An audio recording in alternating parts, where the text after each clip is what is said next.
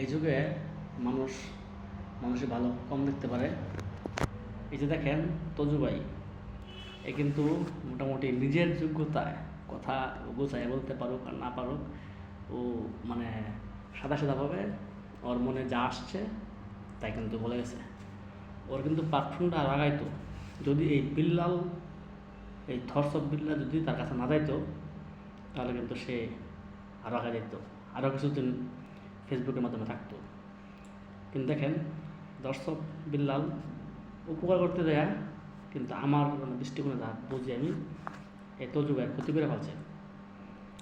বিল্লাল যাওয়ার পরেই তজু ভাইয়ের আইডি নাই, আইডি হয়ে যাওয়া জানা।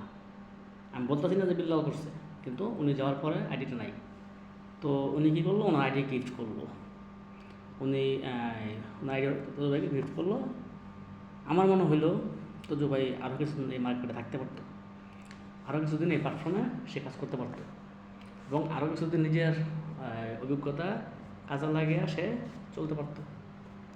কিন্তু কেন জানি মনে হইলো এই বিল্লাল শহরে কিছুজন তজু ভাইয়ের কাছে গেল, মানে তজু ভাই মার্কেটটা শেষ, তাদের মার্কেটটা শুরু করে দিল। কেন রে ভাই, তজু ভাইকে তার মতো করে চলতে দিতা, সে তার মতো করে চলতো, কথা বলতো, পাবলিক তারে আরও সামনের দিকে এগিয়ে নিয়ে যেত।